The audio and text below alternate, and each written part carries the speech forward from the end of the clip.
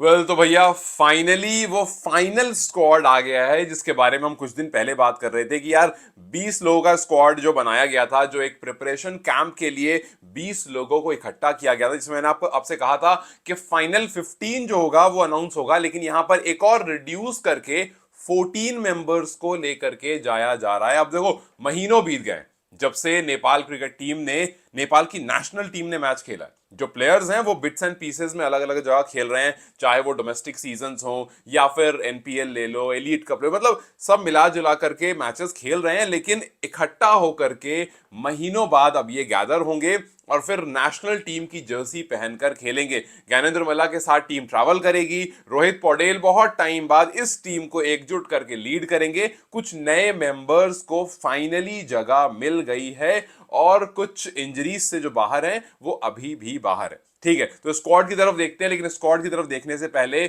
सबसे पहले दो नाम जिनको मौका मिला है। शहाब आलम टीम में आए हैं अपनी जबरदस्त परफॉर्मेंस के बाद, और बशीर अहमद को भी टीम में जगह मिली।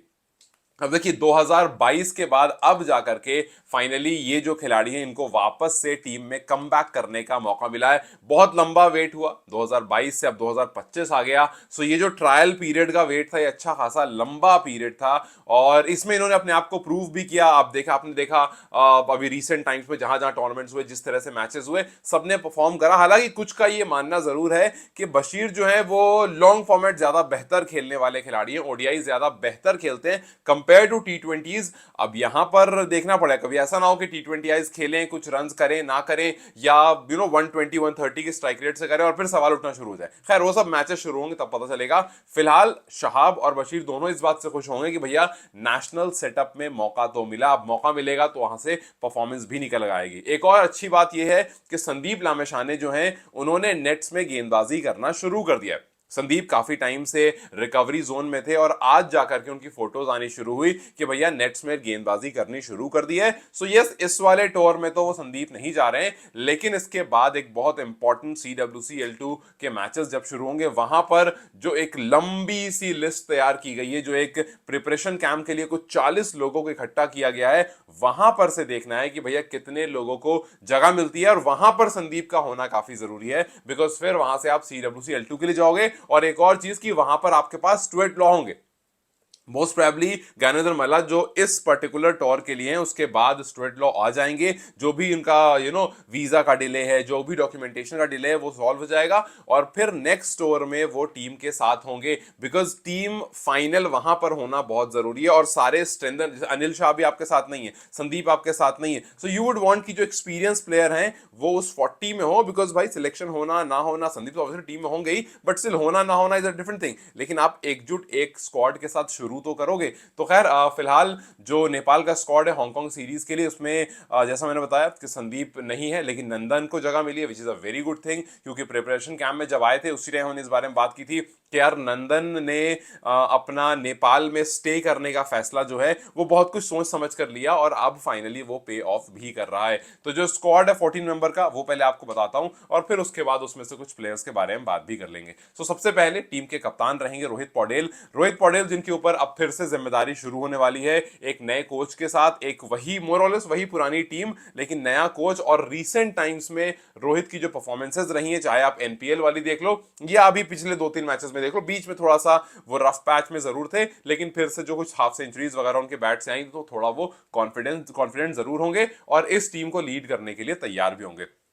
रोहित पौडेल, उसके बाद कुशल भुटेल की फॉर्म भी रिसेंट में वापस आई है। कुशल भुटेल भी काफी स्ट्रगल कर रहे थे, हमने देखा पिछला पूरा साल it's like an year to forget for Kushal के, रन्स नहीं आ रहे थे। जो कुशल के जो बड़े से बड़े भी फैन थे वो भी ये कह रहे थे कि यार अब ना लगता है वाकई इनको रेस्ट देना पड़ेगा, और खास करके बैटिंग में। गेंदबाजी तो फिर भी वो कर ले रहे थे, विकेट्स वो निकाल ले रहे थे, लेकिन उनको मेन तो रखा गया ओपनिंग के लिए। अगर वहां पर रन नहीं आएंगे तो आप विकेट लेकर कुछ खास नहीं करोगे, बिकॉज फिर तो वो किसी बॉलर को ही खिला ले। आपको बस मतलब बॉलर्स की तो कमी है ही नहीं, स्पिनर बॉलर की तो खैर नेपाल में वैसी कमी नहीं है। सो यस, कुशल के बैट से रन नहीं आ रहे थे, इस वजह से काफी ज्यादा फैंस भी निराश थे और ओवरऑल नेपाल को लोग जो कवर करते हैं, जो और देखते हैं, वो चाहते हैं कुशल को देखना, बिकॉज कुशल का वो स्टाइल है जो एक बेहतरीन ओपनर का स्टाइल होता है। जैसे फॉर एग्जाम्पल अगर आप बात करो अफगानिस्तान की, तो अफगानिस्तान में रहमतुल्लाह गुरबाज को आप देखते हो, आपको मजा आता है देखने में, चाहे आप उनके फैन हो या ना हो, बट वो बल्लेबाज जब बैटिंग कर रहा होता है मजा, जैसे वीरेंद्र सहवाग बैटिंग करते थे, तो इन प्लेयर को बैटिंग करता हुआ देखने से मजा आता था। आप over the period of time चले आओ, चाहे आप सईद अनवर के टाइम से आओ, पाकिस्तान के ओपनर सईद अनवर, या सहवाग के टाइम पर आओ, या फिर उसके बाद अभी रिसेंट में रोहित शर्मा की बात करो, और या फिर एसोसिएट में कुशल बुटेल की बात करो, और या फिर आप अफगानिस्तान के हम लोग, मतलब ये सारे जो ओपनर हैं जो अटैकिंग इंटेंट वाले ओपनर होते हैं, जैसे जयसूर्या वगैरह थे, तो आपको मजा आता है इन लोगों को देखने में। सो कुशल बुटेल, वी होप के वापस से जिस तरह से अभी रिसेंट में रन्स बनाना उन्होंने शुरू किया था, वो नेशनल सेटअप में आने के बाद फिर कुछ उस तरह से रन्स बनाना शुरू करें, और टीम को जो स्टार्ट चाहिए होता है वो स्टार्ट मिले। बिकॉज कल अगर आप लोगों ने स्टुअर्ट लॉ वाली वीडियो नहीं देखी तो एक बार जाकर उस वीडियो को देखना, और उससे आपको यह समझ में आएगा कि स्टुअर्ट लॉ वो बंदा नहीं है जो आपके बैक टू बैक फेलियर के बाद आपको बैक टू बैक चांसेस देता रहेगा।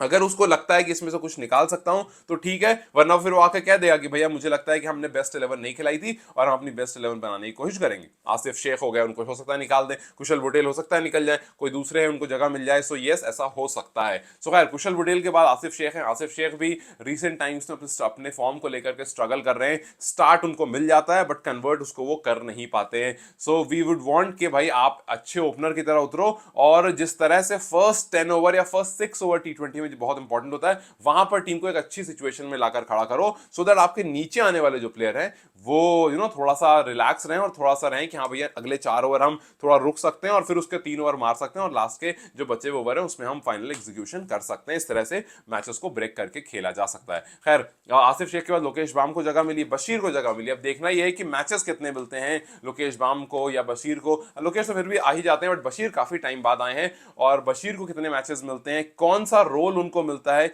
ये देखना काफी इंटरेस्टिंग होगा। क्योंकि अगर आप मिडिल ओवर्स में गेम्स को उनको गेम देते हो तो वहां पर किस तरह से वो उसको रोटेट करते हैं, ये देखना काफी इंटरेस्टिंग होगा। सो बशीर वहां पर हैं। फिर Dipendra Singh आयरी, we all know second पर फिलहाल हैं वो, और अगर उनका ये टूर अच्छा जाता है तो हार्दिक पांड्या उनसे ऊपर है टी20 वर्ल्ड कप के ऑलराउंडर रैंकिंग में, और फिर उसके बाद दीपेंद्र सिंह आयरी और हार्दिक में थोड़े बहुत पॉइंट्स का डिफरेंस है। और अभी हार्दिक पांड्या टी20 तो खेलेंगे नहीं कहीं, हार्दिक पांड्या भी आईपीएल में बिजी हैं, आईपीएल के बाद अभी रिसेंटली कुछ होना नहीं है, तो एक लंबा टाइम 2 महीना तो खैर आईपीएल ही चलना है। तो आयरी के पास अच्छा मौका है कि भाई इन मैचेस में परफॉर्म करें, बैट और बॉल दोनों से, और नेपाल के पहले मतलब प्लेयर बन जाएं जो टी20 वर्ल्ड कप रैंकिंग में, सॉरी टी20 की ऑलराउंडर रैंकिंग में नंबर 1 पर पहुंच जाएंगे। ये एक बहुत जबरदस्त अचीवमेंट होगी। खैर, अभी भी नंबर 2 पर होना, टॉप 5 में होना भी एक बड़ी अचीवमेंट है, लेकिन भाई अगर आप नंबर 1 पर पहुंच गए ना, तो मतलब ये क्रेजी अचीवमेंट है यार। ये खुद नेपाल के लिए बहुत वैसी बात हो जाएगी, इंटायर एसोसिएट नेशन के लिए बहुत बड़ी बात हो जाएगी। So yes, I am sure के आयरी को ये बात पता होगी, उनको ऑलरेडी दिमाग में होगी ये बात, लेकिन उनकी परफॉर्मेंस पर सबकी नजर रहेगी कि भैया आप यहां पर कुछ अच्छा परफॉर्म करो, बिकॉज आपके ऊपर जो खिलाड़ी है उसके अभी रिसेंट मैचेस नहीं है, तो उसका जो पॉइंट है वो वहीं का वहीं रहने वाला है। आपके पास ऑप्शन है उसको ऊपर या फिर नीचे, तो खैर हम नहीं चाहेंगे, बट हाँ उसको चेंज करने का। खैर, उसके बाद आगे बढ़ेंगे। ललित राजवंशी को टीम में जगह मिली है। Lalit, we have seen recently किस तरह के फॉर्म में है वो, अभी तो भाई एकदम पर्पल पैच पर चल रहे हैं, और वी वुड वांट कि इसी पर्पल पैच से वो अगला मैच भी खेलें और इसी पर्पल पैच से पूरी सीरीज खेलें, because we really want Lalit यार। मतलब ललित को हम अभी चाहते हैं कि भाई जिस फॉर्म में वो है ना वैसे ही वाले फॉर्म में रहे, 3 विकेट 4 विकेट 5 विकेट ठका ठक फाइफर ले रहे, सो उस वाले फॉर्म में वुड वांट कि ललित आए और ऑपोजिशन जो है उसको पूरी तरह से ध्वस्त करते हैं। फिर उसके बाद अपने अपने जो बॉलिंग यूनिट है, सोमपाल कामी, करण केसी, नंदन यादव, ये वाली यूनिट भी साथ में। अब इस यूनिट को किस तरह से कैन यूज करता है, किस तरह से टीम यूज करती है, किस तरह से कैन क्यू यूज करेगा, किस तरह से रोहित पौडेल यूज करते हैं, ये देखना बड़ा इंटरेस्टिंग होगा। ज्ञानेंद्र मल्ला किस तरह की टीम फाइनल 11 बनाते हैं रोहित के साथ मिलकर के, ये देखना बहुत ज्यादा इंटरेस्टिंग होने वाला है। बिकॉज देखो यार, ये सारे जो प्लेयर है ना बहुत टाइम के बाद आ रहे हैं, अभी रिसेंट सबकी परफॉर्मेंसेस अलग अलग रही है। तो अभी आप अगर आयरी के बारे में सोचते हो, आपके दिमाग में टी20 आता है, आप बोलते हो नहीं, ओडीआई आता है, आप बोलते हो यार नहीं ऐसा नहीं है, एवरेज अच्छा नहीं है, रन्स नहीं है। टी20 आता है, आप कहते हो हाँ यार एकदम बढ़िया प्लेयर है, ठीक है। बशीर आपके दिमाग में, आप कहते हैं यार ओडीआई का बढ़िया प्लेयर है, टी20 में ठीक है बट थोड़ा सा मतलब देखेंगे, और आप थोड़ा सा dicey, okay not okay, okay not okay रहते हुए एक आध परफॉर्मेंस याद आती है आपको, तो नहीं यार टी20 में बढ़िया क्या था इसने। फिर मतलब ऐसा थोड़ा वैसा कंफ्यूजन वाला सीन है, बिकॉज रिसेंट में मैचेस एज अ टीम नहीं खेला है, किसी ने किसी टीम में खेला है, किसी ने किसी टीम में खेला है, किसी ने कहीं जाकर खेला है, महीनों बाद ये एक साथ आए हैं, महीनों बाद वो सेटअप दोबारा से मिलेगा। सो वहां पर थोड़ा सा देखना जो है कि कैसे सेटअप कंप्लीट होता है वो रहेगा। खैर, नंदन के बाद रिजान धाकल है, गुलशन झा है, कुशल मल्ला और शहाब आलम। अब देखो, कुशल मल्ला को हमने जिस तरह से इस एनपीएल में खेलते हुए देखा था, हम चाहेंगे वो उसी तरह से आए, गेंदबाजी से भी, बैट से भी। उन्होंने रन्स बनाए थे, उन्होंने विकेट्स ली थी, एनपीएल उनका काफी अच्छा गया था, टी20 सेटअप एक बार फिर से उनके सामने आया है। हम चाहेंगे कि यहां पर उनकी परफॉर्मेंस आनी शुरू हो, बिकॉज अगर कुशल के बैट से रन्स आने लगे, अगर विकेट्स आने लगी, तो नेपाल ऑटोमेटिकली मिडिल ऑर्डर में अपने आप को स्ट्रॉन्ग फील करने लगेगा। एनपीएल में उनकी टीम में जब बात हो रही थी, तो भैया आप देखो, एक तरफ से अकेले वो टीम को संभालते हुए चल रहे थे। सो ये बहुत रिस्पॉन्सिबिलिटी वाली चीज है, और कुशल पर वैसे भी बहुत टाइम से बहुत क्वेश्चन उठते रहे। सो वी वुड वांट कि यहाँ पर वो थोड़ा सा रिस्पॉन्सिबिलिटी से खेले, वही एक गेम उनका ना रहे कि भाई 2-3 शॉट खेला, उसके बाद उनको फ्लाइटेड डिलीवरी मिली और वहां उन्होंने खींच करके मार दिया, लॉन्ग ऑन के ऊपर कैच आउट होकर के चले गए। सो ये वाला गेम हम चाहते हैं थोड़ा सा वो चेंज करे।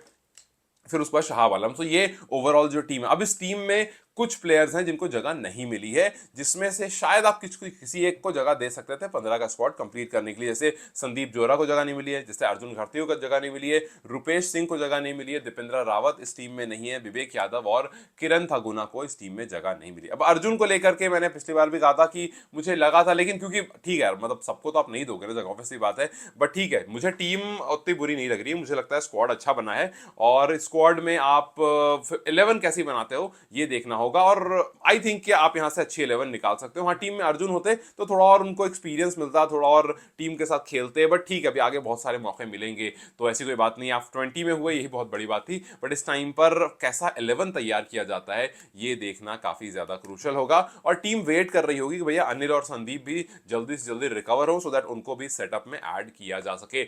But yes, I will be waiting for the game कि किस तरह से ये जो पूरा 14 है, इसमें से 11 निकाला जाता है, और उस 11 से फाइनल परफॉर्मेंसेस निकाली जाती है, किसको क्या जिम्मेदारी दी जाती है, और जो रीसेंट फॉर्म्स टी20 के अलग अलग प्लेयर्स के हैं, क्या वो इकट्ठा होकर के अपनी टीम के लिए वैसा ही कुछ कर सकते हैं। भाई आयरी का एनपीएल अच्छा रहा था, कुशल का एनपीएल अच्छा रहा था, ललित का एनपीएल अच्छा रहा था, और कुशल बुटेल का एनपीएल नहीं अच्छा रहा था। तो जो टी20 वाला रीसेंट फॉर्मेट है, उसमें किसी का बहुत अच्छा रहा था, किसी का अच्छा नहीं रहा था, तो क्या एक साथ मिलकर के ये दोबारा कुछ वैसी परफॉर्मेंस दे सकते हैं। और इस बार आप घर पर नहीं खेल रहे हो, ये भी आपको ध्यान में रखना पड़ेगा। फास्ट बॉलिंग जो यूनिट है वो कैसा परफॉर्म करती है, नंदन को क्या रोल दिया था, नंदन किस तरह से परफॉर्म करते हैं, करण केसी, सोमपाल ये किस तरह से परफॉर्म करते हैं, महीनों बाद आ रहे हैं। सो यस, बहुत सारे क्वेश्चंस हैं, और इन क्वेश्चन का आंसर हमें तभी मिलेगा जब मैचेस स्टार्ट होंगे। सो यस, एक्साइटमेंट है, और देखते हैं कैसा डिलीवर होता है। खैर, आप अगर अपनी फाइनल 11 बनाएंगे तो कैसी बनाएंगे, किसको एक्सक्लूड करेंगे, बस किसी 3 को एक्सक्लूड करना है, कोई बहुत मुश्किल टास्क है नहीं।